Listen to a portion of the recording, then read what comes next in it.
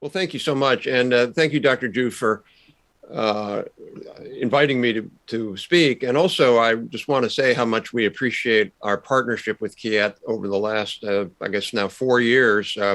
We found it quite valuable for us to engage in that partnership. And we're really looking forward to the GTIPA Summit in Seoul in the fall, and really want to thank you for your willingness to host us. It's a great group of think tank scholars from all around the world. So we're looking forward to that, and also looking forward to learning more about what's going on in Korea when we come there. So changing U.S. innovation policy, what do I mean by that?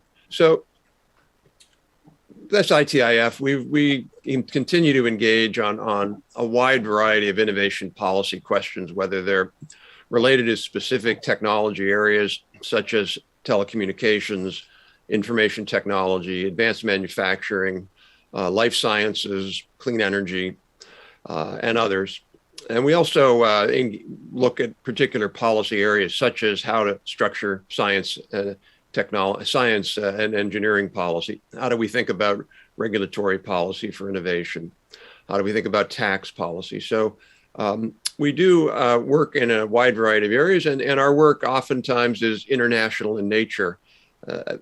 You're dealing with the same sort of technology questions and issues that the United States is, and that Japan is, and that Europe is. So a lot of this work is very much relevant, I think, really all around the world, and we can all learn from each other as we go through it.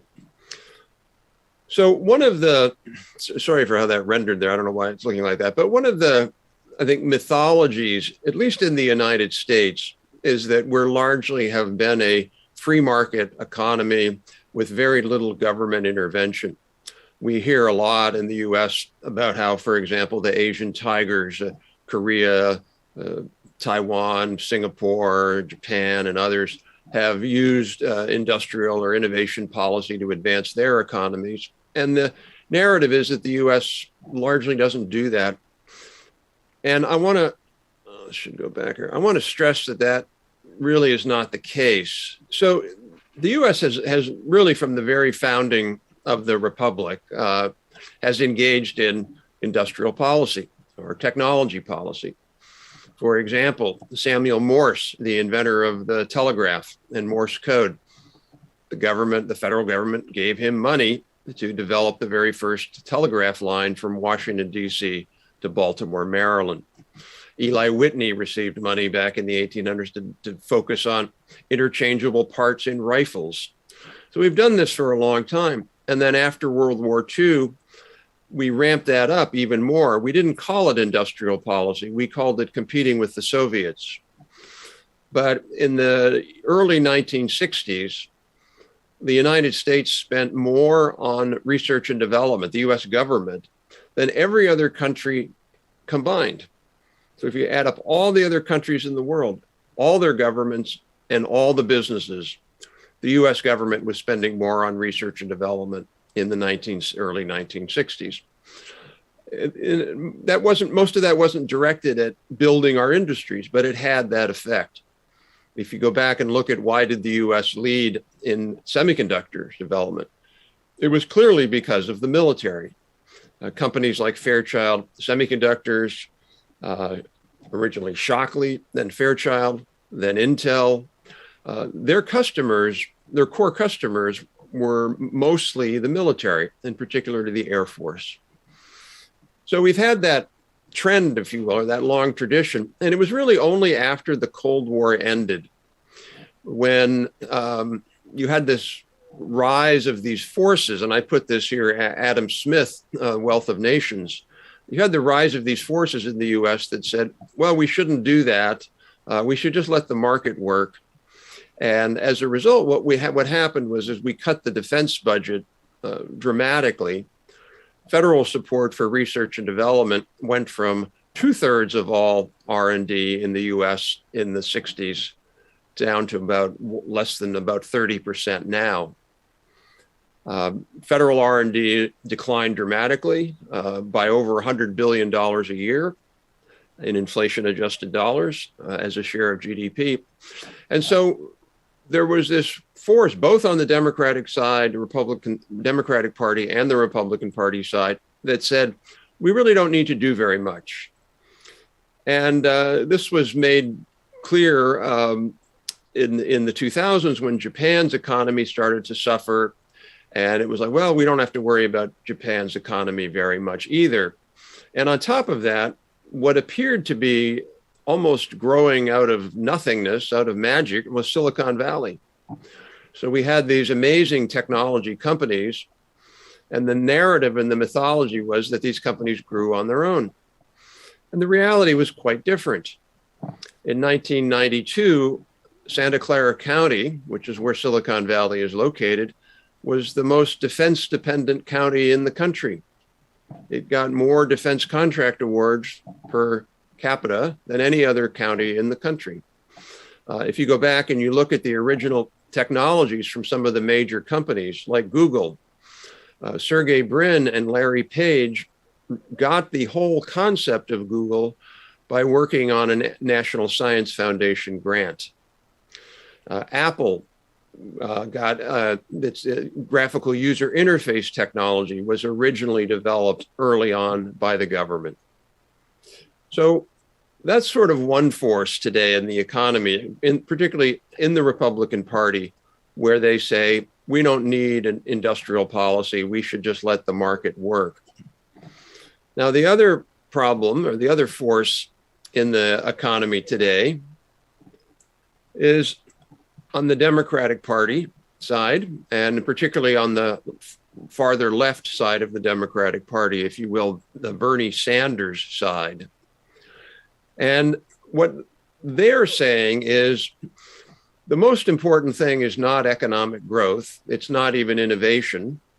The most important thing is fairness or equity or redistribution. And they want to spend money on things like healthcare, housing, reduce taxes on lower income people. And this is a very powerful movement in the US now. So there's a lot of Democrats who want the main role of government to be social policy. Now, within all of that going on in the US, there's a set of policy leaders, members of Congress and others who are saying that both of those are wrong, that the critical challenge facing the US today is the China technology and economic and military competition.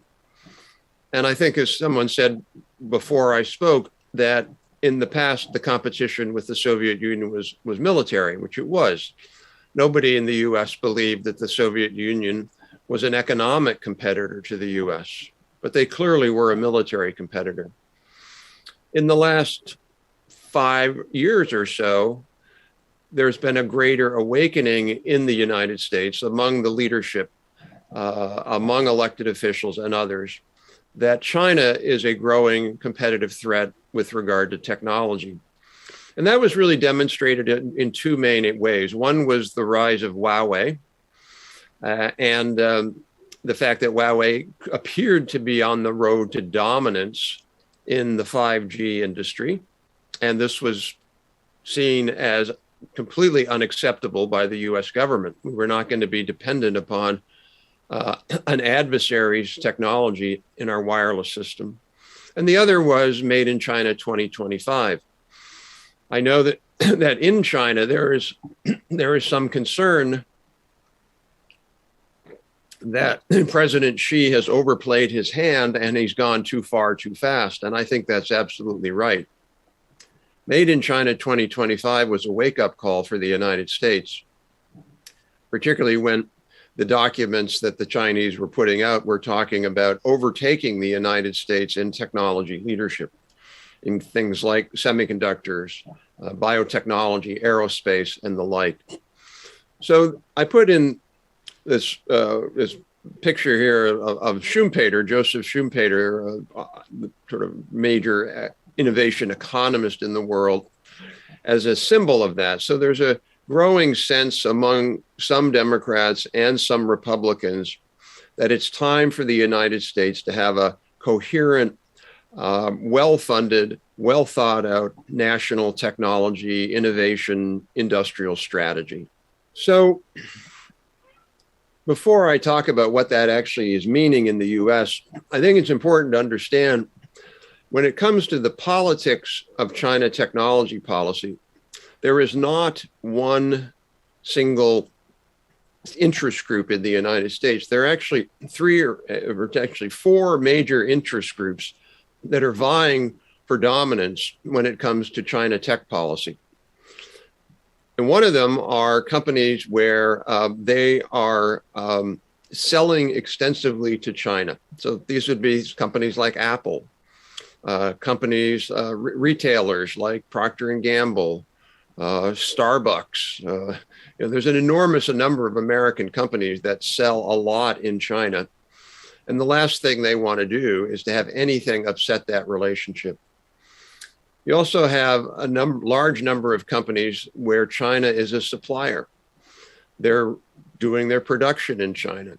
Companies like Intel, Dell Computer, many American companies are producing in China. And they know that if the American government is too aggressive with China, that they can pay the price. They can be retaliated against because there is no real rule of law in China. It's not Korea, it's not America, it's not Germany. They can do whatever they want to companies, and they do. And American companies know that. You then have a third group of companies where they're competing directly with companies in China. Solar panel companies are a good example.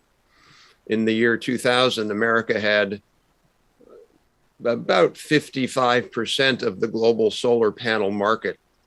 Today we have 5%. If the Chinese had 5%, today they have about 68%. And their gain was America's companies' loss. And so companies like the solar panel industry call for anti-dumping tariffs to be put on Chinese companies. Companies like that are very vociferous against the intellectual property theft of China. And in a lot of ways, the core Trump political constituency when it came to business were these kinds of companies. Companies that were less multinational, slightly smaller, mostly with American facilities. They really wanted Trump to crack down against China, and they were quite happy with the Trump tariffs. On the other hand, these other companies, the major tech companies, the companies that are selling there, particularly the companies that have their supply base there, they hated the Trump tariffs, and they did everything possible to get Trump to get rid of them, which Trump obviously didn't do. The last important component of that for matrix there is the state.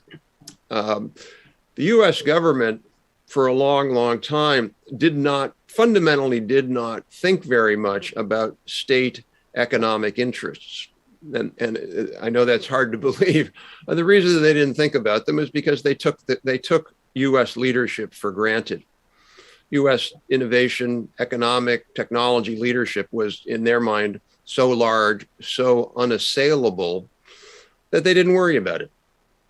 And now there are forces in the US government that recognize that leadership is much less secure, and in some areas actually has gone, in some areas where the leadership has been lost.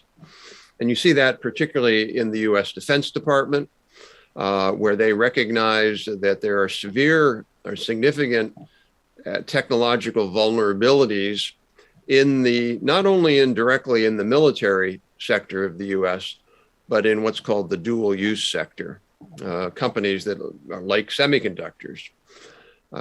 So they have a big fear that if the US cannot regain some semiconductor advantage, and with the worst case scenario of China going in and invading Taiwan, that the defense establishment will be either without the kinds of semiconductors they need, or they will be at the mercy of whatever China wants to do.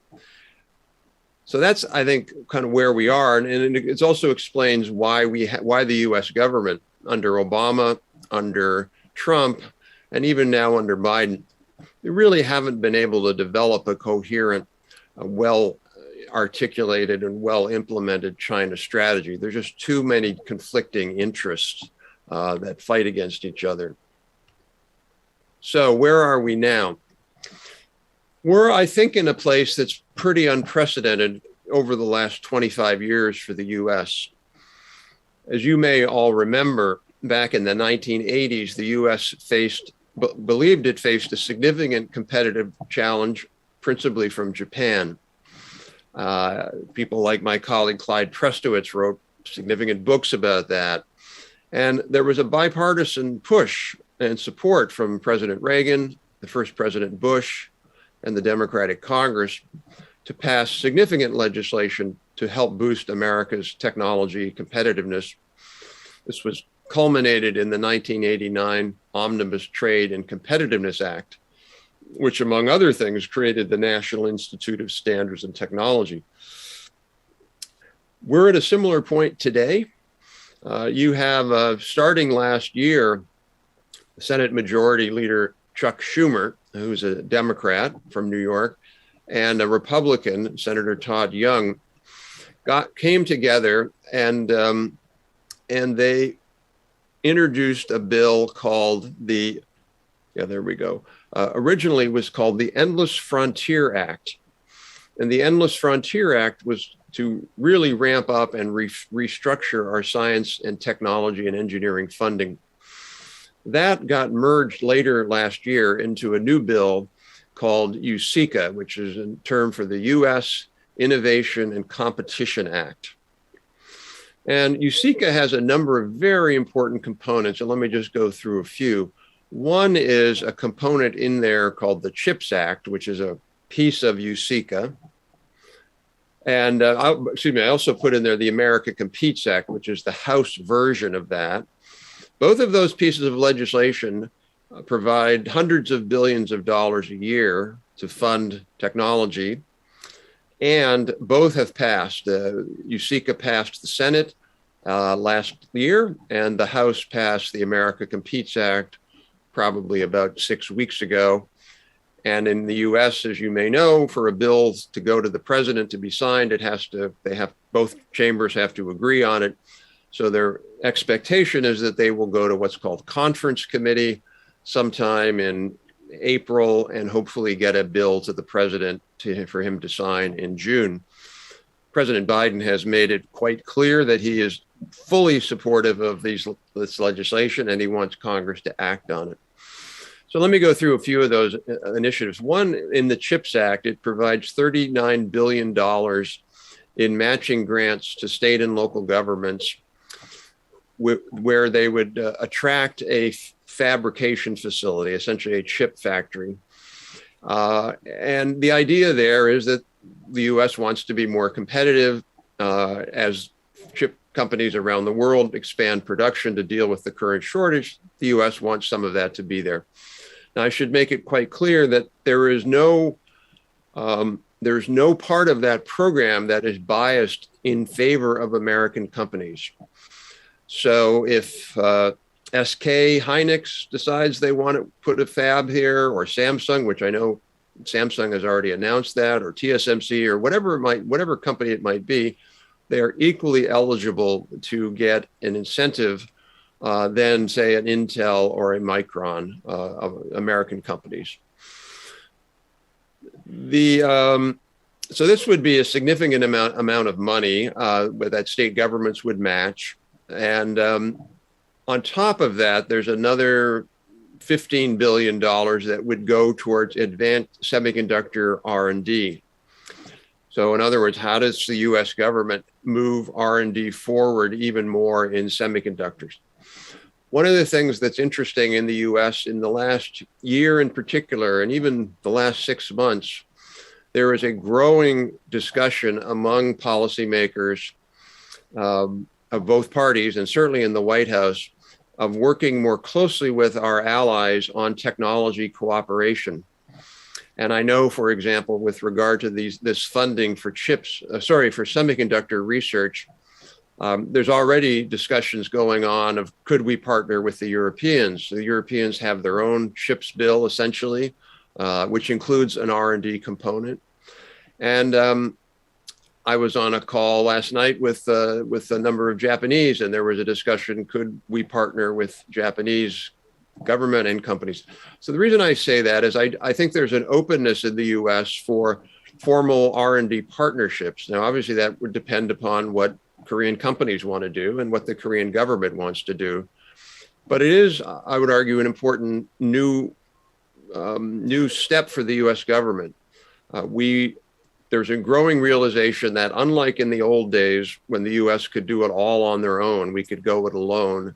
We can't do that anymore, particularly when we're facing China, which is so big and putting so much money there, that we have to think more carefully about technology cooperation and partnerships with our allies. And obviously, Korea is in that category quite clearly.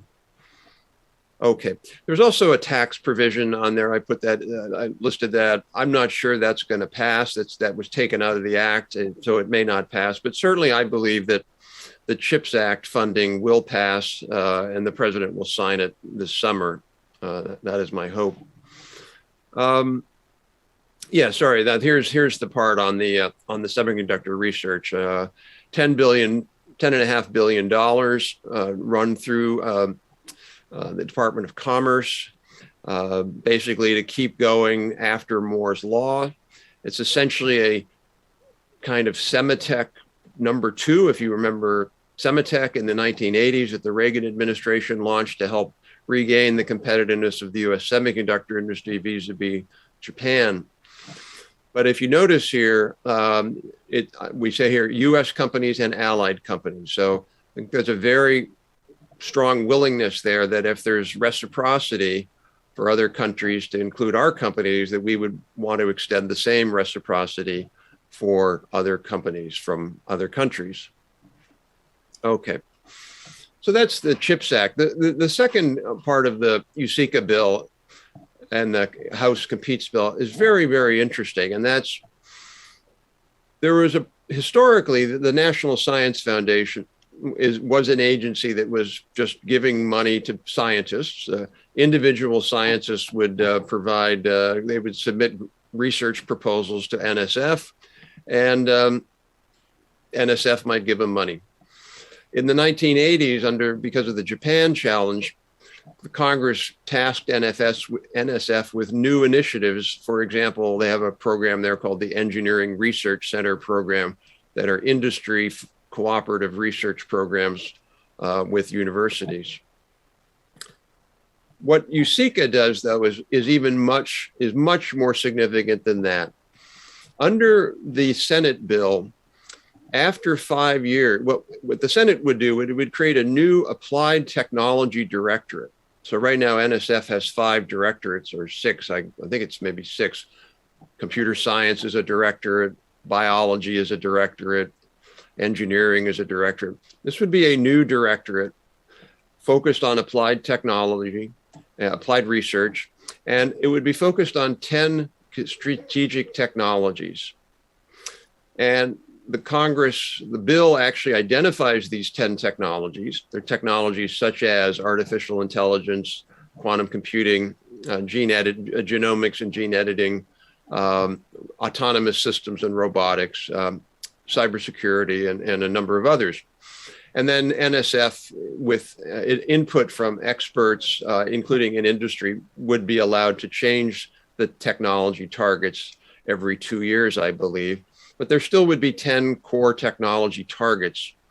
This is very different than what NSF does today. NSF just funds projects based upon what researchers want. This would be moving the targets more towards what the nation needs, particularly strategic technologies that will help us win the challenge against China. The Senate bill is very bold in the sense that after 5 years, this new applied technology directorate would be almost as big as the rest of NSF. So it's a very, very important change. Now, as you might imagine, because I think university politics are the same in every country, the science and university community do not like this bill. They have put their weight behind the House bill, and the House bill is a much more conventional bill, the House Competes bill, and it just basically just gives NSF more money. But I do think at the end of the day that the Senate version will probably prevail. In fact, today there was, yesterday, there was an announcement by the new director of NSF where he has announced that he's created a new NSF directorate for technology commercialization. So even NSF and certainly the Biden administration here, they understand that that's the direction that NSF should go in. So I think this is very important because it would, to me, mean a very, I don't want to say a brand new role, but a much different role for much of NSF. It wouldn't quite be DARPA, the Defense Advanced Research Projects Agency, but it wouldn't be just funding basic science with any professor who comes up with an idea. Okay.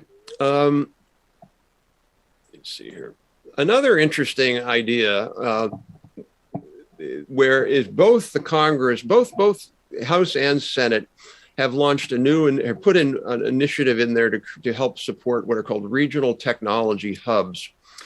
This was actually an idea that ITIF, we came up with the idea, we wrote a report. We then went and worked with both our colleagues in both the House and the Senate, and there was a wide appetite to do this.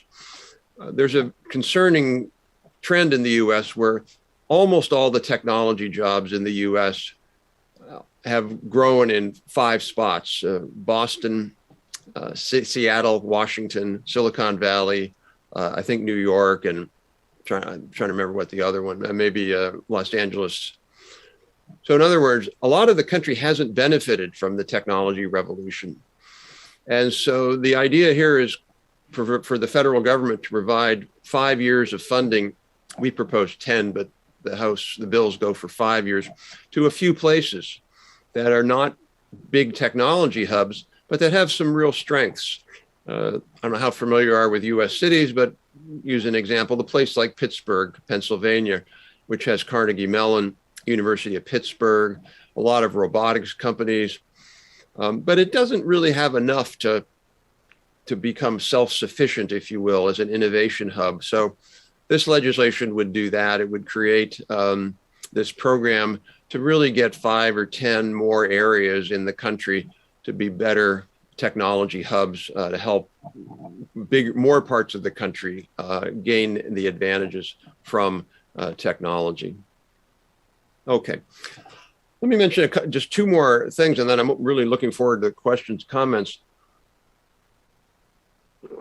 One is, I think it's important to understand that the US, as frankly other countries, I know that Korea has done some of this. I'm a little bit more familiar with Japan's initiatives there to think more carefully about supply chain security, supply chain integrity, supply chain viability, particularly vis-a-vis China.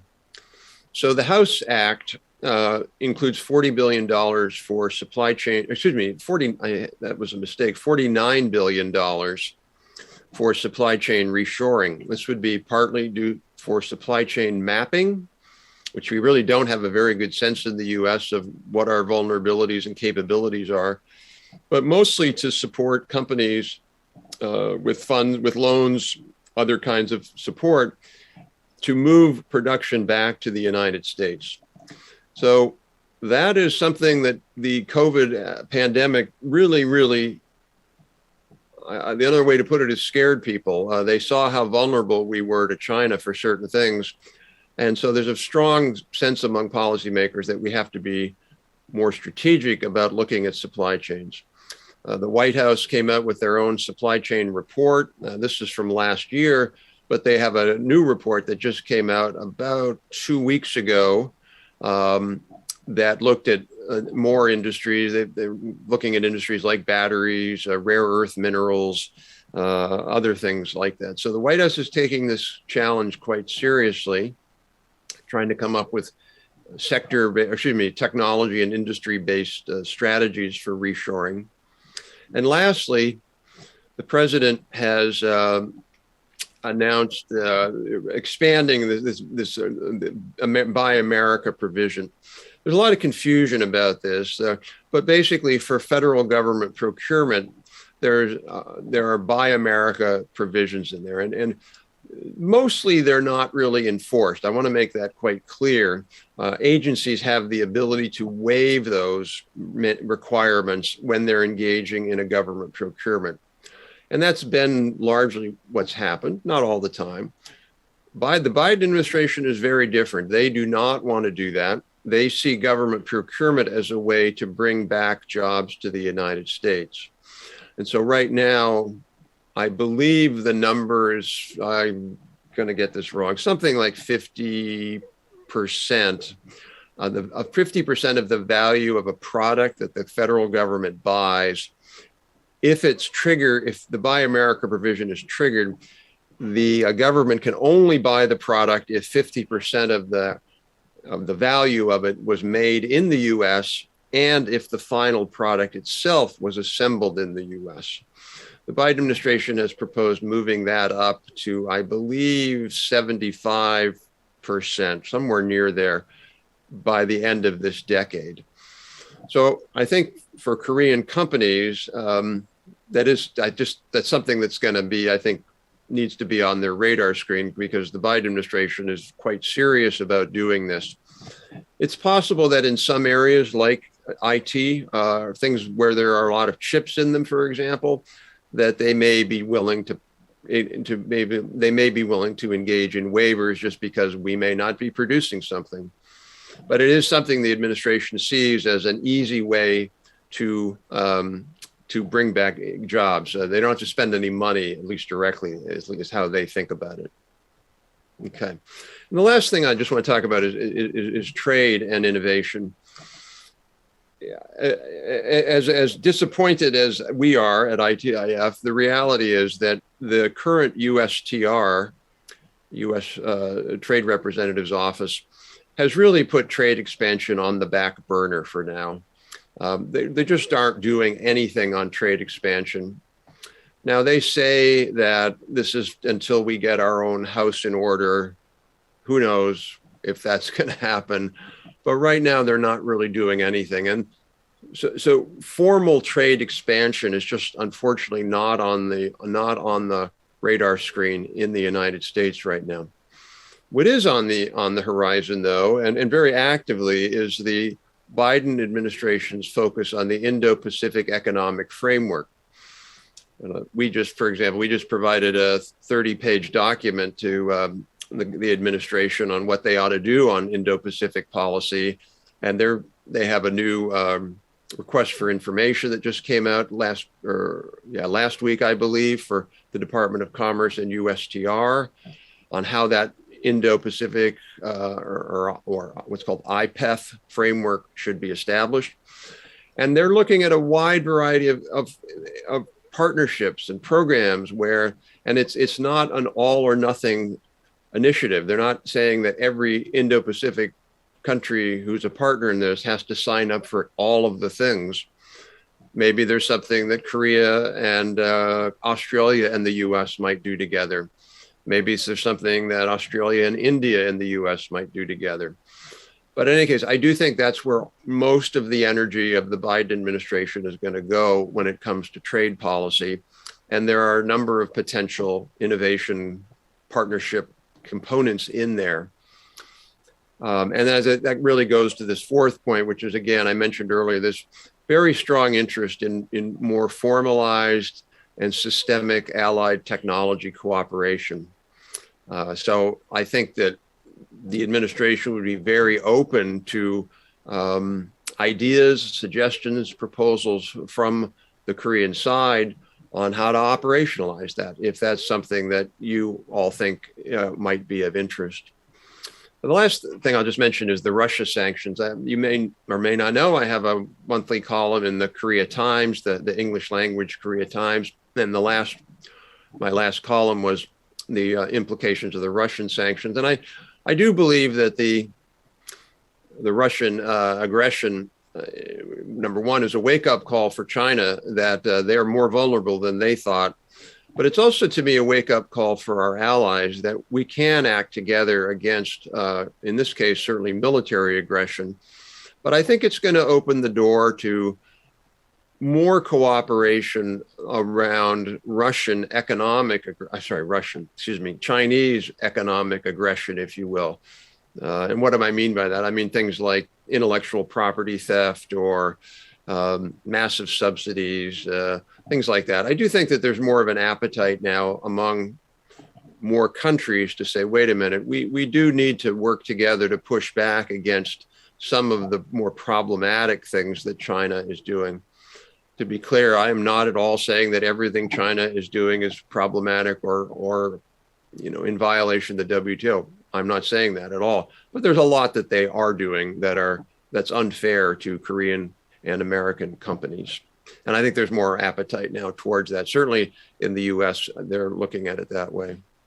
And that's all my comments. So I look forward to any comments or questions that you all may have. Thank you. It was a pleasure to talk with you. Yeah, well, thank you for your question. But by the way, I should have mentioned, Anna, because I didn't have really time, you're in thinking about energy a lot. One of the things these bills do, they have a significant investment in clean energy innovation, and that is a high priority for the Biden administration. Things like batteries, things like carbon capture, advanced nuclear. So I just want to mention that that's going to be a big push for the U.S. for the next 5 years minimum. With regard to your China question, is rivalry good or bad? A lot of people in the U.S. said that Trump started the trade war. I disagree with that. China started the trade war. We just woke up and realized that we were being attacked. I'll give you an example. In solar panels, the US and Germany and some other, Japan were quite good in solar panels, and they were also very good at solar panel innovation. So the rate of patenting was very, very high. Chinese solar panel companies hardly patent at all. They took market share unfairly by unfair subsidies. And by the way, to be clear, every country provides some industrial subsidies. I don't think that's the question we're debating. The question we're debating is just how big they are. And under the OECD rules, there's a framework of just how big subsidies can be in things like airline. China doesn't obey that. They're not part of that. And so in solar panels, just to give you an example, solar panel patenting peaked globally in 2010. So there are fewer solar panel patents today than there were in 2010. Why is that? It's because China destroyed innovative companies, and they themselves, at least in this field, are not that innovative. So to me, that was bad for the world. That reduced innovation when we should have been, if it had been market-based, then the best, most innovative companies, whether they're in Asia, Europe, or the North America, would have won. So the debate in the U.S. really now is between two forces, if you will. One are hardcore decouplers. There's sort of this would be the hardcore Trump people. I don't think that wing is going to win. There are a few in the Republican Party, like Senator Tom Cotton, who are oriented in that direction, and maybe he would win for president in 2024. But there's a lot of support for what people would call strategic decoupling in China.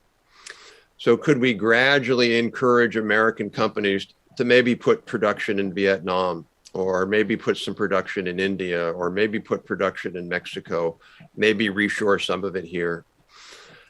So I don't believe the US, unless China does something outrageous like invade Taiwan, I don't think there's any appetite in the US to completely cut off China, to make them into a pariah.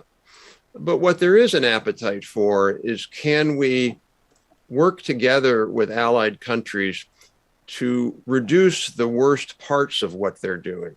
And I would put intellectual property theft as a very high priority there. I noted this week that the Taiwanese government brought lawsuits against a number of Chinese companies for, I don't know what the law they were breaking, but somehow they were illegally recruiting or getting Taiwanese semiconductor engineers to work with the Chinese.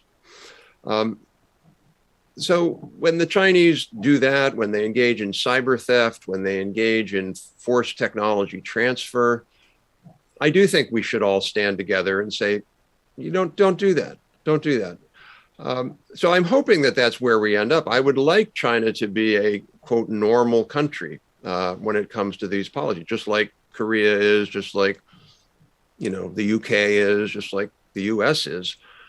But I think as long as they're not, my worry is that they're going to continue to harm companies. To be fair, their goal is to dominate the global semiconductor industry. That's what they want to do. And they want to take market share from Samsung and SK and Intel. And my last thing I'll say, I'm sorry for going on, I don't have a problem with them doing that if they have good companies. That's competition. You won, great. Just like Samsung beat out Japanese companies fairly. Where I have a problem, though, is when it's based on things like discriminatory rules domestically to punish foreign companies, stolen intellectual property, or just massive subsidies. $170 billion is, to me, way too much. So anyway, I'll stop there. I again, just to be clear, I don't want to be in a world, nor do I think the U.S. government wants to be in a world where we isolate China. But what we do would be like to be in a world where China is behaving a little bit more like a WTO country that they are. Yeah, with regard to the first question, yes, that would mean that unless they would make it harder for procurement from Korea. There's no question about that. As I said before, there's already a 50% rule, but that's been waived many times. If an agency, say the Department of Transportation, says, look, we just can't get what we want here, and there's a Korean company that has it, that's just a great company, those rules are usually waived. The Biden administration does not want to waive those rules as much, and they really want American companies to be up against a barrier, if you will, to say, wait a minute, your first choice should not be to go and produce this overseas or to work so much with an overseas company. That is just the reality. Now it's, again, so I think the Biden administration will continue to ratchet that down, if you will, those requirements for buying in America with the 70%. The 70% won't go into effect right away, but the 50% is, and it will get ratcheted up every year. Now, as you know, we have elections. Our next election is in 2024. It's not at all clear what party will win. If the Republicans win, I don't know what will happen there. With regard to the chips and could it be suppliers or related facilities, yes, absolutely. My understanding is that the Department of Commerce would be able to fund other kinds of companies that would be producing things related to chips, for example, chip making equipment, packaging and test, all other kinds of things. So it's not just purely a fab that would be eligible for funding. At least that's my understanding now. I think so I think that was a very interesting insight, but I think rather than think about government, and there's no question Korea has, particularly when it comes to big companies in established industries like chips, you backed off. There's no question about that. But I think that the issue is not so much government-led versus industry-led. China, I would say, is government-led. I think in both the case of Korea and the U.S., it's a mixed model. In the U.S., it's still an industry-led model. It's never, ever going to be a government-led model. Our politics just don't really go in that direction. But where we're moving towards is a government-supported industry, if you will. How can government add supports to industry? And with regard to chips, Act and subsidies. Look, the major issue there really, if I boil it down to one word, it's Taiwan. The government, U.S. government, just cannot accept the notion that we don't have enough chip production, and if the Chinese take over Taiwan, that we're completely dependent upon that. Now, we have a great relationship with you, with Korea, and Samsung and SK are great companies, but I think the feeling is that if Taiwan goes under and TSMC goes over to China, that we cannot accept that. That's just too much vulnerability for us. So that's really the motivation behind the CHIPS Act, I would argue. So the critical and emerging technologies issue is, I think, widely misunderstood. This was something that was a provision in what's called FIRMA, which is, I don't even remember what FIRMA is, Foreign Something Manufacturing Act. And it was an update to our CFIUS bill, our Committee on Foreign Investment in the U.S., which monitors and potentially rejects certain foreign investments and purchases of U.S. companies, particularly military related. So if a Chinese company tries to buy some American company, it increasingly will be stopped. I want to make it clear, by the way, that CFIUS generally does not apply to our allies. So when a Korean company comes into the U.S., wants to invest or buy an American company, usually fine. But what it did in there is it asked the BIS, the Bureau of Industry and Security, which is a Commerce Department agency that manages export controls, to look carefully at what were called emerging and foundational technologies, with the idea being that they would come up with new export controls for these areas. This was supposed to have been done 24 months ago, and it hasn't been done. They just haven't done it. And I don't believe they will do it. So I think the whole issue of emerging and foundational technologies is a little bit moot, as they say. Not really going to happen in the U.S. And then so in that sense, it's just a little bit different than the 10 foundational technologies. Those 10 technologies are areas where the U.S. government will be investing in research dollars to make sure that we're competitive. That's the difference. In terms of the second question about global value chains, yeah, so efficiency was the goal. Hey, we can reduce cost if we do that. That if the old model was efficiency was weighted 100% and security was weighted 0, the new model will be, I think, security is weighted 33% and efficiency is weighted 2/3. Might be more depending upon the actual product, but it's not going to go back ever, at least for a long, long time. I don't believe the US will go back to 100% efficiency view of global supply chains. Oh, well, we can get it cheaper. It doesn't matter where it is. Hey, it's in China. The security and vulnerability questions are going to be important there. And I would add the security question is not just about, if there's a natural disaster or there's a COVID disruption. Those are just sort of natural things. The security question really is about, can other countries who are not our allies have leverage over us? Can they use something for power purposes? Just as we're using the financial system to cripple the Russian economy, the Russians, Putin would like to not be in that situation, but he is. The US doesn't want to be in a situation, for example, where if China decides they want to do something, they can punish us by saying no more rare earth minerals. And we can't, our degrees of freedom in acting would be much lower if we have that vulnerability. So that a big part of it is really making sure that we don't have vulnerabilities to potential adversaries. Again, I want to stress that that is not an allied issue. The view is not like, we need to make everything in the US. The view is that among our allies, we need to reduce dependencies. Yeah, thank you.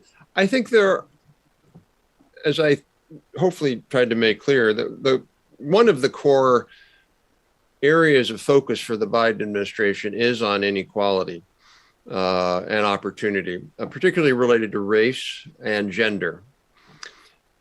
I don't think that there are areas where there is actually quite a bit of overlap between the two goals, in my opinion. For example, there's a lot of good evidence that if we could raise the minimum wage in the United States, this is the wage that the lowest wage workers can be paid, that hasn't been raised in many, many years in the United States. So it's eroded in inflation. If we could raise the minimum wage, we would certainly help low wage workers in the United States. But there's a lot of good economic evidence that we would also spur more innovation and more investment in machinery. Companies respond to higher wages by investing in machinery and becoming more productive. U.S. labor productivity has been at the lowest rate it's been really probably in our history over the last 10 years. We've had just almost, not almost, but about 1% labor productivity growth a year, which is historically for the U.S. very, very low. So there's things like that where you can improve economic opportunity and boost economic innovation and growth at the same time. The other component is, I think, at least in the US, I don't know Korea, much of the growth of inequality has come not from the top 10% to the rest, but from the top 1% and even the top 1% of the 1%. It's people like who are hedge fund managers on Wall Street who are making some of these hedge fund managers. There was a study done a few years ago in the US. The top 15 hedge fund managers in 1 year made more than all the Fortune 500 CEOs combined. So the Biden administration is proposing higher taxes on the wealthy. And I don't think that, again, I don't see that having any negative effect on innovation. As long as the taxes aren't 75% or something, which they're not going to be, we can raise taxes on the wealthy in the US. And then the president wants to use some of that money for things like expanding community college education, a 2-year college education, and making that free.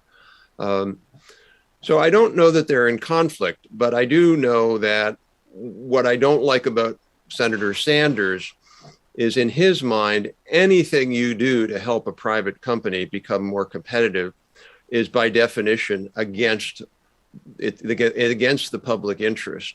And I don't see it that way. I think making sure that our companies are producing good jobs and being competitive is helping working class people. It's helping American workers. So a lot of the progressives like Bernie Sanders, they don't want to do any. He actually, by the way, was the only, even though he technically is not a Democrat, but he caucuses with the Democrats. He was the only Democrat in the Senate to vote against the USICA bill. Every Democrat voted for it except for Bernie Sanders because it might help business. And I see that as sort of too extreme. You have to help business to be able to help workers. So I see your point and I agree with it. I think the question is, can you get the balance right? Sure, thank you. So with regard to the first question, China action, nobody knows. The answer to that is no one knows. The administration is supposed to be coming out with a China strategy. That was supposed to be coming out right now. Now, obviously, the Russian invasion of Ukraine supersedes that, as it should. So that may be pushed back a little bit. So we don't really know what the Biden administration wants to do with China. They said they're planning to keep the phase 1 tariffs in place, but you just don't see them doing anything, frankly, with regard to this. They've had conversations with them. Wendy Sherman went over to China, didn't really get much, didn't really do much, frankly. So we just don't know. I would envision, if the administration finally does come out with their China strategy, that it will entail a couple of things. One is trying to get more international cooperation to pressure China on certain things, including through the WTO. And there may be some unilateral actions in there as well, but I don't see any possible way that the U.S. would increase tariffs. If anything, my guess is there will probably take some of them off. They don't want to take them off now because they would look weak. But so I think the direction is actually going to be much less than what President Trump was wanting to do. With regard to IPEF and India, India is clearly threatened by China militarily. They fear China. We've seen that in the little border conflict or spat they had. So I think at one level, India wants to be working with the United States. They see China as a long-term threat. What do we need to give them? I know there's a big discussion on that. Certainly in the Biden administration, they talk about that. What do we need to give countries to participate? My view would be we don't need to give them anything because what we're doing is not to advance U.S. interests only. I mean, clearly it will advance U.S. interests because the U.S. has an interest in continuing to be the leader of the free world. And we have a continued interest to expand the free world. We don't want to live in a world of totalitarianism. But at the same time, that kind of world where China has to abide by the rules of the WTO and the norms is a world that will benefit India. And it'll benefit Korea, and it'll benefit every Southeast Asian nation other than China. So I think the goal there is to try to convince India that working with us is in their own national interest. Now, when it comes to, is this an anti-China coalition? I don't know if I'm on the record or off the record here, but the answer is the official answer is no, it's not an anti-China coalition. But the real answer is it is a coalition in which we can all cooperate to limit China's advantages, to keep them constrained. Because without that, I mean, just look at what China did to Australia, which was outrageous, in my opinion. Australia complained, or the prime minister said something bad about, something he thought that the Chinese were doing, and they unilaterally imposed this massive punishment of just not importing what they were going to do, what they wanted, to try to bring Australia down to their knees. You can't do that. That's ridiculous. So they did the same thing with Korea, obviously, a few years ago over the missile issue. They've done it with Japan. So I understand where Korea is on that. You're between, as they say in the United States, between a rock and a hard place. If you go to one side, somebody's going to be mad. If you go to another side, somebody's going to be mad. I understand that, and I don't have an answer to how to resolve it. But I do think that's why I talked about the Russia example. I do think if enough countries do collaborate with each other, that the power that China has goes way, way down. China's strategy is a very simple one. It's to pick countries off individually, one at a time. And the U.S. has let that happen. But I think if we stand together and for a set of principles about how the World Trade Organization should structure trade and interaction and investment, I think China's power would be a lot less. That doesn't make it easy, but I understand that. But I do think that's the direction the Biden administration wants to go. Okay. Yes, absolutely. I read this in the thing, and it also says, that there's a trend towards new tech hubs emerging in other parts of the country. Yeah. Some firms are moving from Silicon Valley. It's very interesting that COVID itself, we had a conversation yesterday with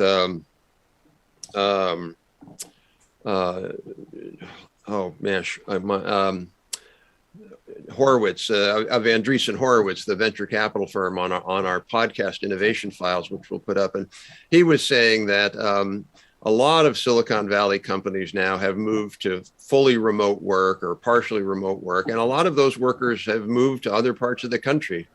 So one thing the federal government is going to do in this competitiveness package is, as I said before, provide $2 billion or more to help that process go along so that the U.S. doesn't have so many technology jobs in a few places, just like Silicon Valley or Boston or Research Triangle Park in North Carolina. So I think that the combination of just market forces and Silicon Valley being so expensive and the ability of software workers and other technical workers to work more remotely, combined with the federal government initiative to help support some of these places more in the center of the country, I'm cautiously optimistic that in 10 years, you're going to see a little bit more broader distribution of technology jobs in the United States than just in the big few places where a lot of them are concentrated now.